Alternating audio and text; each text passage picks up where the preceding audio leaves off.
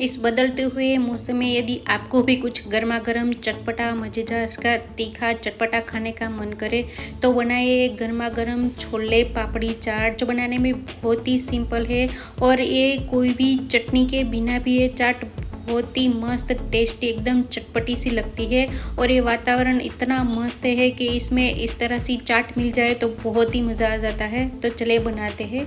तो सबसे पहले क्या करेंगे कि यहाँ पे चना ले लेंगे। तो मैंने यहाँ पे काबुली चना ले लिया है। तो मैंने इसको ओवरनाइट भिगोने के लिए रख दिया था। तो आपको इसको 7 से 8 घंटे भिगो के ही यूज़ करना है।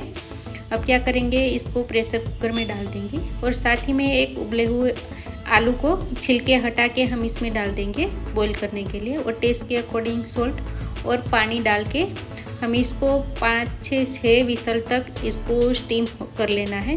तो जब तक कि हमारा चना उबल रहा है तब तक हम पापड़ी की तैयारी कर लेते हैं। तो पापड़ी के लिए हम यहाँ पे 2 कप मैदा ले लेंगे। आप गेहूं के आटे या दोनों आधा आधा करके भी यूज़ कर सकते हो। उसी के साथ में थोड़ी सी अजवाइन डाल देंगे और मैं यहाँ पे 1 टेबलस्पून चिली फ्लेक्स और 1 टेबलस्पून मैं यहाँ पे पिज़्ज़ा सीजनिंग डाल रही हूँ। और मोइन के लिए हम यहाँ पे 3 टेबलस्पून घी डाल देंगे। आप यहाँ पे घी ऑयल कुछ भी यूज़ कर सकते हो। और पिज़्ज़ा सीजनिंग और चिली फ्लेक्स डालने से इसका टेस्ट बहुत ही मस्त आता है, तो ये ज़रूर से डालें। अब क्या करेंगे, हाथ में फोल्ड हो उतना मोइन डालना है और थोड़ा थोड़ा पानी डाल के हम एकदम सख्त सा इसका आटा गूँथ लेना है। तो हमने आटा गूँथ के तैयार कर लिया है। इसके ढक के 10 मिनट के लिए हम इसे साइड में रख देंगे। 10 मिनट के बाद हम वापस से इसको मसल लेंगे ताकि आटा हमारा अच्छे से चिकना हो जाएगा। और आटा आपको हार्ड ही गूँथना है, इससे पापड़ी बहुत ही मस्त बनती है। अब क्या करेंगे, इसमें से लुआ ले लेंगे। तो आप ये पापड़ी की शेप आप अपने हिसाब से जो भी आपको देना है उस हिसाब से आप इसको बेल सकते हो। तो मैं इसको स्क्वायर शेप ही दे रही हूँ, लेकिन आपको जो भी शेप में इसको तैयार करना है, पूरी के शेप में या ट्रायंगल रेक्टेंगल जो भी शेप आपको देना है वो आप इसमें दे सकते हो।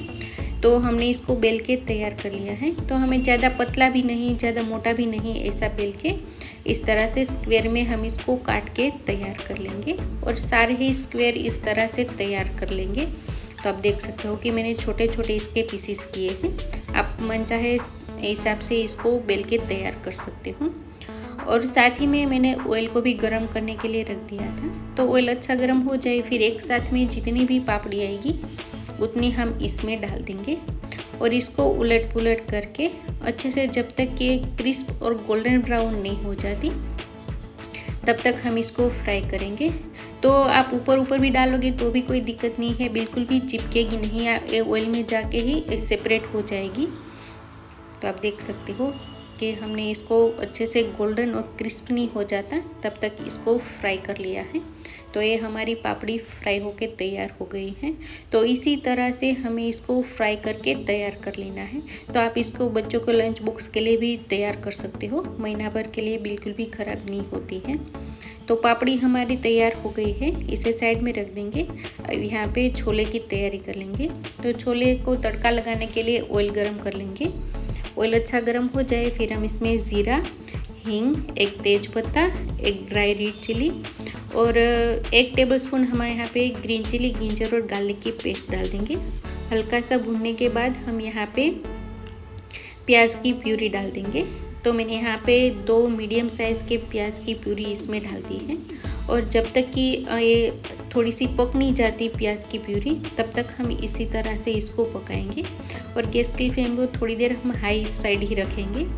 प्याज हमारी हल्की सी सॉफ्ट हो जाए उसके बाद मैं यहाँ पे 1 बड़ा टमाटर की प्यूरी डाल रही हूँ। तो आपको ग्रेवी कितनी रखनी है उस हिसाब से आप यहाँ पे प्याज टमाटर की प्यूरी यहाँ पे ऐड कर सकते हो और इसको थोड़ी देर ऐसे ही पका लेंगे।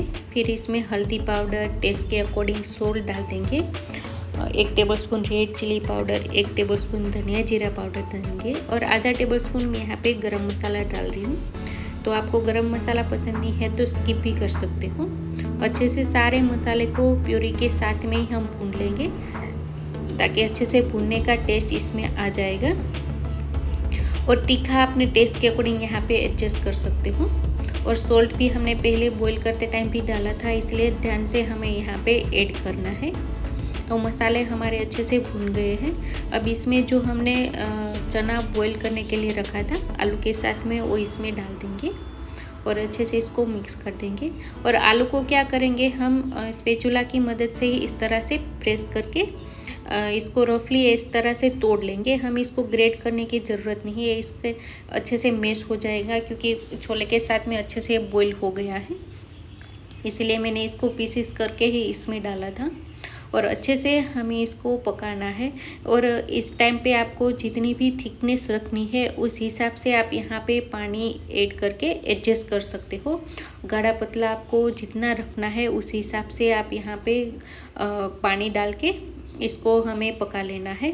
तो मैं इसको ज़्यादा गाढ़ा भी नहीं और ज़्यादा पतला भी नहीं, ऐसा इसको बना रही हूँ। तो आप देख सकते हो 4-5 मिनट ऐसे ही मैंने इसको बॉईल करने के लिए रख दिया था। तो ये हमारे एकदम तीखे चटपटे मज़ेदार से छोले बनके तैयार हो गए हैं। अब इसे साइड में रख देंगे और इसको सर्विंग प्लेट में निकाल लेंगे। तो ये हमारा एकदम गर्मा गर्म हम इसमें छोले डाल देंगे। ऊपर से मैं यहाँ पे स्वीट दही डाल रही हूँ। तो दही में मैंने पीसी हुई चीनी थोड़ी सी डाल के इसको मिक्स कर लिया है। ऊपर से मैं थोड़ी सी प्याज डाल दूँगी, थोड़े से टमाटर और खीरा डाल देंगे।